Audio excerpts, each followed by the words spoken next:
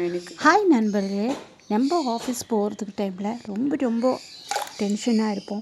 காலையில் எழுந்தோடனே பசங்களுக்கு வந்து சமைச்சு கொடுக்கணும், அதேமாதிரி நம்மளும் டிஃபன் பாக்ஸ் கட்டணும் அப்படின்னு சொல்லி ரொம்ப டென்ஷனாக இருக்க டைமில் ஒரே ஒரு பொட்டேட்டோ வச்சு நம்ம வந்து 2 விதமாக வந்து டிவைட் பண்ணி 2 விதமாக சமைச்சு கொண்டு போகலாங்க. ரொம்ப ஈஸியான ஒரு மெத்தட் தான்.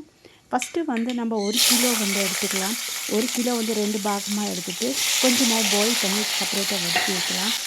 பாயில் பண்ண பார்த்தீங்கன்னா பாதி எடுத்துருக்கேன். பாதி வந்து கொஞ்சமாக எண்ணெய் ஊற்றி கடுகு உளுத்தம்பருப்பு எல்லாமே போட்டுட்டு இந்த பொட்டேட்டோ கொஞ்சமாக வெந்தது இதில் போட்டுட்டு நல்லா கொஞ்சம் பாயில் பண்ணிட்டோன்னா உப்பு, காரம், மிளகாத்தூள் இதெல்லாம் போட்டுட்டு கொஞ்சமாக வந்து நல்லா டீப் ஃப்ரை பண்ணோன்னா நல்ல ஒரு மொறுன்னு கிடைக்கும்.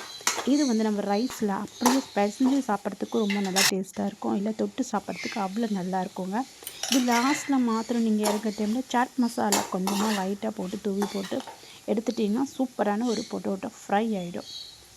அடுத்தது பார்த்திங்கன்னா மீதி கொஞ்சோண்டு எடுத்து வச்ச பொட்டேட்டோவை அதை எப்படி பண்ணுறது பார்க்கலாம். தொக்கு மாதிரி பண்ணலாங்க. சாம்பார், ரசம், தயிர் சாதம், இது சாம்பார் சாதத்துக்குலாம் ரொம்ப டேஸ்ட்டாக இருக்கும்.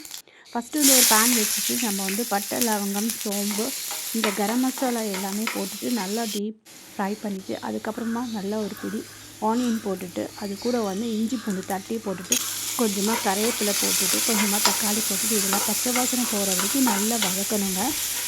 இந்த வாசனை போன அப்புறமா பார்த்திங்கன்னா நல்ல ஒரு ஸ்மெல்லு வரும். அந்த டைமில் கொஞ்சமாக உப்பு தூவி போட்டுட்டு நல்லா கொஞ்சம் காஷ்மீர் சில்லி போட்டுட்டு கரம் மசாலாம் போட்டுட்டு கொஞ்சமாக வந்து தனியா பொடி, கொஞ்சமாக மஞ்சள் பொடி இதெல்லாம் போட்டு நல்லா ஒரு வதக்கிடுங்க. ஏன்னா அந்த எண்ணெயோட இந்த மசாலா வந்து கம்ப்ளீட்டாக வந்து பிடிச்சிடும்.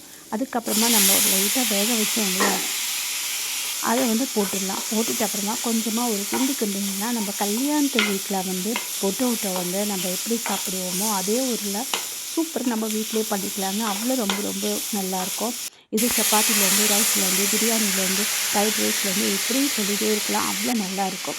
கொஞ்சமாக தண்ணியை ஊற்றிட்டு நல்லா வேக வச்சுன்னா ஒரு திக்கான ஒரு கிரேவி கிடைக்குங்க. அது ரொம்ப டேஸ்ட்டாக இருக்கும். நம்மளுக்கு ரைஸும் இது மாத்திரம் இருந்தாவே போதும், ஒரு லஞ்ச் பாக்ஸ் ரெடி. ஃப்ரெண்ட்ஸ், இந்த வீடியோ பிடிச்சிருந்தா கண்டிப்பாக லைக் பண்ணுங்கள். தேங்க்யூ ஃபார் வாட்சிங்.